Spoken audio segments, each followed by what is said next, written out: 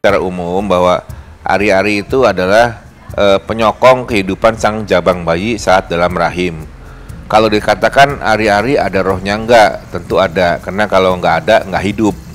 Segala sesuatu yang hidup memancarkan energi, mengantarkan gelombang, itu adalah gelombang kehidupan, gelombang tenaga. Jadi kalau manusia hidupnya dari mana? Dari ruh.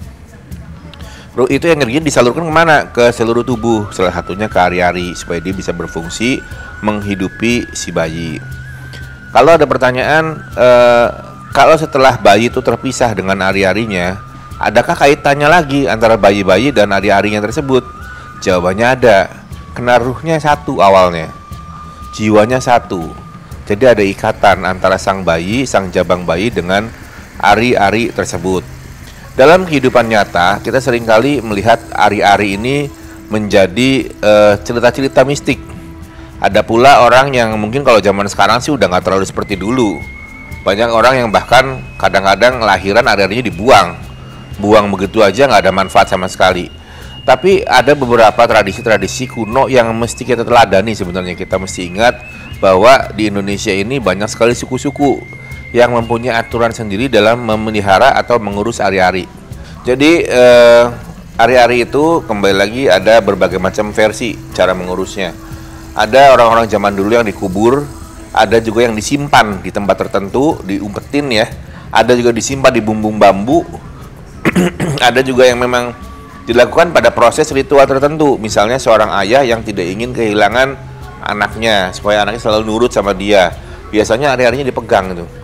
Jadi ada proses ritualnya, ada cara keilmuannya, sehingga si jabang bayi nanti tidak akan lepas, bisa pergi dari orang tuanya. Ya sebenarnya sih tujuannya mau dibilang baik ya baik, dibilang nggak baik juga nggak baik, kasihan juga ya anaknya, jadi nggak bisa berekspresi. Pergi dikit dipanggil pulang, pergi dikit dipanggil pulang, karena ari-arinya dipegangin. Jadi kenapa bisa begitu? Karena antara ari-ari dan sang jabang bayi itu ada ikatan, ada ruh. Karena mereka berkomunikasi sejak dia di rahim. Dengan ruh yang sama, mereka punya energi dan pola yang mirip, sama, serupa gitu. Ada beberapa orang yang menganggap ari-ari sebagai benda-benda piranti magis. Misalnya menggunakan ari-ari untuk tujuan kegelapan, untuk santet misalnya. Atau ada pula orang yang menggunakan metode ari-ari untuk juga pengobatan. Sekarang ini kan banyak sekali itu pengobatan plasenta bla bla bla, pakai ari-ari kambing. Sebenarnya yang paling bagus ya ari-ari manusia, karena manusia itu paling lengkap di sana dan paling sempurna, paling luar biasa di sana. Makanya kadang-kadang dalam pasar gelap seringkali juga banyak ari-ari yang ditemukan, banyak juga ari-ari yang digunakan untuk melakukan proses awet muda. Jadi untuk kebutuhan emak-emak yang banyak kadang-kadang pakai, kadang-kadang juga di dalam dunia keartisan banyak orang yang suntik ini, suntik itu, suntik plasenta. Nah, cuman kan rata-rata kalau nggak kambing ya hewan-hewan biasa. Nah, tapi kalau menggunakan plasenta itu berasal benar-benar dari manusia, itu akan jauh lebih bagus, akan jauh lebih kuat, lebih secara kesehatan, secara mistis, secara apapun akan jauh lebih sempurna. Karena biar bagaimanapun manusia adalah makhluk yang paling sempurna. Jadi di dalamnya itu zat-zatnya apa yang dibutuhkan itu jauh lebih banyak, lebih kuat. Kemudian itu untuk manfaat dalam kehidupan sehari-hari. Ada kehidupan yang nyata adalah dunia hitam, dan ada pula yang menggunakannya untuk kehidupan, untuk berkaitan dengan kebaikan, tapi tentu masih sifatnya ilegal. Tapi kemudian ada pula orang yang menggunakan hari-hari ini tidak digunakan secara fisiknya, tapi dipendem di tempat tertentu, di hari tertentu, di jam tertentu, dengan tujuan bisa memanggil sang jabang bayi. Jadi tadi ada yang dipegang di luar hari-harinya, sekarang ada juga dipendem di tempat tertentu, biasanya di makam nenek moyangnya atau di mana, sehingga nanti si jabang bayi ini bisa dipanggil kapanpun dia mau. Jadi nggak ditinggalkan. Kan sekarang ini banyak sekali anak yang lupa orang tuanya, anak yang lupa leluhurnya. Nah, dengan proses ini mereka bisa tetap ingat. Tapi secara lazim itu banyak sekali ada ritual-ritual tertentu serupa tapi tak sama, tapi banyak yang mirip. Yang pertama jelas hari-hari itu kalau dia nanti keluar secara umum ya, biasanya dikuburkan. Kalau laki-laki dikuburkannya di sebelah kanan pintu. Kalau perempuan biasanya dikuburkan di sebelah kiri pintu. Zaman dulu warga kampung itu jumlahnya nggak banyak. Antara kampung ke kampung juga tidak jauh, berjauhan. Antara kampung berjauhan. Jadi sebuah kampung kalau di depan rumahnya sudah ada lilin atau ada penerangan, berarti ada warga baru di sana. Ada warga kecil yang baru dilahirkan, yaitu ada jabang bayi. Jadi paling tidak dengan menginformasikan, memberikan tanda di depan rumah, orang-orang akan menghentikan kegiatan seperti biasanya. Berteriak-teriaklah, menyanyi atau apapun, jadi tidak seperti biasanya.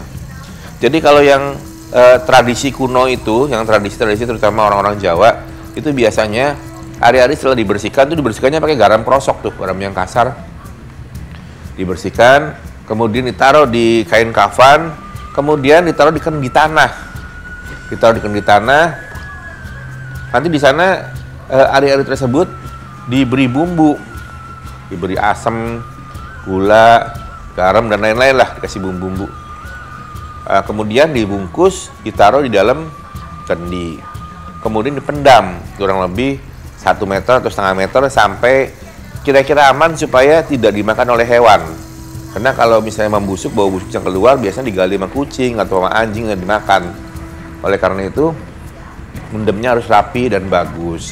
Kemudian diberi penerangan dengan harapan si bayi ini akan hidupnya selalu menemui titik terang, tidak dalam kegelapan.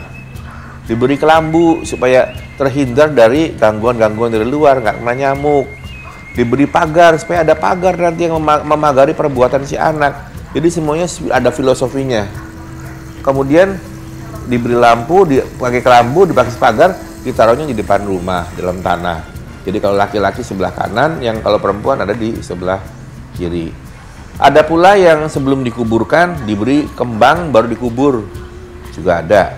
Ada pula yang kembangnya ditaruh dalam botolnya, juga ada. Ada pula yang kembangnya ditaruh di atas tanahnya saja, juga ada. Itu tergantung bagaimana budaya, bagaimana berkembang di wilayah masing-masing. Nah, kemudian hari-hari tersebut setelah dikuburkan kurang lebih untuk 35 hari. Jadi sebulan lebih itu di sana dijaga. Selama itu setelah lewat 35 hari baru dirapihkan lah kurang lebih begitu. Kenapa harus dirapihkan? Supaya anaknya rapi, nggak geradak geruduk, nggak kasar, nggak asal-asal, semuanya semua dikerjakan berdasarkan nalar yang baik. Ya, jadi kalau kita kembali pada dunia hari-hari, dalam dunia hewan, lazim kalau hewan itu, begitu bayinya keluar, hari-harinya dimakan. Kenapa? Karena hari-hari itu isinya zat-zat yang dibutuhkan. Nah, kenapa dimakan oleh hewan? Psikologinya begini, waktu dia melahirkan tuh banyak energi yang keluar, banyak kekuatan yang keluar, banyak hal yang dikeluarkan oleh dia sehingga menyebabkan kadang-kadang bisa menimbulkan kematian si ibunya. Oleh karena itu, si ibunya biasanya makan hari-hari untuk ngobatin supaya cepat normal kembali, seperti itu. Ngobatin badannya supaya cepat normal kembali, tapi itu berlaku pada hewan. Nah, tapi kalau pada manusia ada nggak yang begitu? Ya ada aja. Namanya manusia yang doyan daging mentah ya ada. Tapi kan tentu tidak semua orang. Menurut saya sih kalau manusia doyan makan anak-anak hari-harinya ya nggak wajar, nggak normal. Ada nggak yang nggak wajar? Ya ada aja. Namanya di mana-mana kan selalu ada. Ada yang asli, ada yang palsu, ada yang wajar ya, ada yang nggak wajar. Lagi ada yang nggak wajar. Hari-harinya dimakan, ada juga. Tapi sebagian besar kalau di Indonesia itu rata-rata dikuburkan. Ada beberapa aliran-aliran sesat, ada aliran-aliran kuno, aliran-aliran di Nusantara ini yang memang kadang-kadang agak nyeleneh. Hari-harinya begitu lahir dimakan itu ada. Bahkan ada pula orang-orang yang melakukan proses-proses ritual-ritual khusus yang memakan ari-ari dengan tujuan kekayaan. Jadi ini adalah kesalahan yang seringkali, penyalahgunaan yang seringkali terjadi pada proses kelahiran bayi, yaitu pada saat pembersihan ari-ari. Ya, jadi waktu sang ibu tuh hamil, hawa hamil itu bau darahnya, bau sang jabang bayi itu udah menyebar, wangi. Jadi menurut makhluk halus semacam kuntilanak dan lain-lain itu wangi baunya. Ada juga kalau di hutan ada hewan-hewan semacam harimau dan lain, itu wangi banget baunya. Jadi makanya biasanya ibu-ibu hamil tuh selalu membawa gunting, bawa bengle, bawa bawang putih untuk apa? Untuk menghindari gangguan dari makhluk-makhluk halus, supaya nanti saat melahirkan juga tidak diganggu, bisa melahirkan secara wajar, sewajar-wajarnya. Zaman sekarang ada nggak orang yang menggunakan ari-ari untuk tujuan negatif? Banyak. Tadi saya udah katakan ada beberapa yang menggunakannya untuk keilmuan, ilmu hitam terutama. Ada pula yang mengajar pada kekayaan. Ada pula orang-orang yang menggunakan ari-ari sebagai piranti, sebagai sarana magis untuk pemanggilan harta. Harta karun, harta gaib, harta yang tampak nyata dengan korban sang ari-arinya. Ini tentu kembali lagi akan berefek tidak baik bagi si sang jabang bayi nantinya. Karena jabang bayi dan ari-ari ini punya keterkaitan. Kalau ari-arinya digunakan untuk ritual, apalagi ritual hitam, si jabang bayinya biasanya nanti akan terpengaruh dalam kehidupannya. Sering melamun, kehidupannya, rohnya, saudara kembarnya hilang, jadi kehilangan, sering melamun, sering melakukan hal-hal yang kadang-kadang nantinya juga bisa merusak dirinya sendiri, bahkan juga mengorbankan orang-orang sekitarnya. Dalam dunia keartisan ada pula beberapa artis yang menggunakan ari-ari ini, kalau untuk kecantikan juga ada, itu dalam pasar gelap emang ada. Tetapi ada pula yang menggunakannya untuk ritual. Biasanya orang-orang kuno, dan itu ritualnya tersebut mungkin seumur hidupnya mereka lakukan sekali atau 2 kali, saya juga kurang paham.